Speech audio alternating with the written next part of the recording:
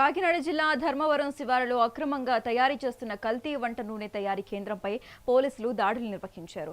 SI Lakshmikanth ఆధ్వర్యంలో నకిలీ oil తయారీకి పాల్పడుతున్న నిందితుడిని అదుపులోకి తీసుకున్నారు. వారి వద్ద నుండి 15 నకిలీ ఆయిల్ డబ్బాలను, తయారీకి ఉపయోగిస్తున్న పరికరాలను స్వాధీనం చేసుకున్నారు. ఈ సందర్భంగా బండారు ఫణిప్రసాద్ జంతువుల కొవ్వు, క్రూడాయిల్ కలిపి కల్తీ వంట నూనె తయారు చేస్తున్నారని డీఎస్పీ శ్రీహరిరాజు తెలిపారు. అక్రమ దందాలో నిందితులతో పాటు మరో 8 మంది ఉన్నారని అన్నారు.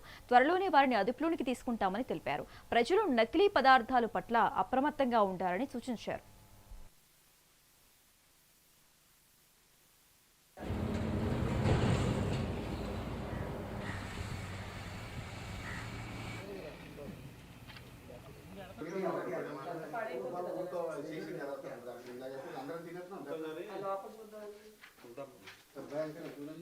సగం ప్రేడమే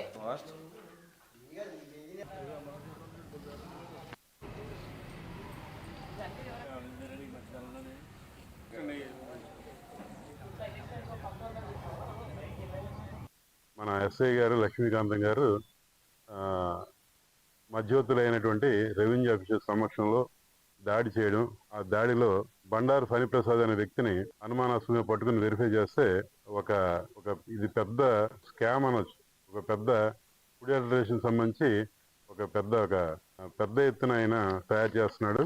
ఈయన ఏంటంటే ప్రజలకి ఈ రోజు ఎంతో అనారోగ్యానికి గురి కాబడుతున్నటువంటి వంట నూనెలో కల్తీ చేస్తున్నాడు. అండ్ వంట నూనెలుగా అమ్ముతున్నాడు, ఏదో వంట నూనె కాదు. ఈయన ఏంటంటే కాకినాడ పోర్ట్ అందరికీ తెలిసింది, అక్కడి నుంచి క్రూడ్ ఆయిల్ తెస్తున్నాడు.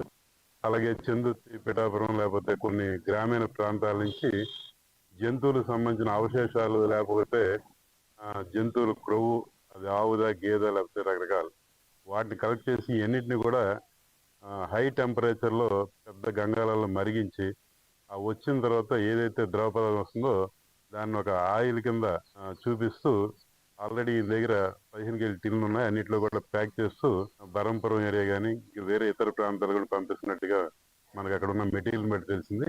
కాబట్టి ఇందులో ఆయన దీనికి వాడుతున్నటువంటి ఈ 15 లీటర్ల డబ్బాలు ఒక 56 ఉన్నాయండి. అలాగే క్రూడ్ ఆయిల్ కూడా ఒక 4 డబ్బాలు ఉన్నాయి. మన ఎస్ఐ గారు లక్ష్మీకాంతం గారు మధ్యవర్తులైనటువంటి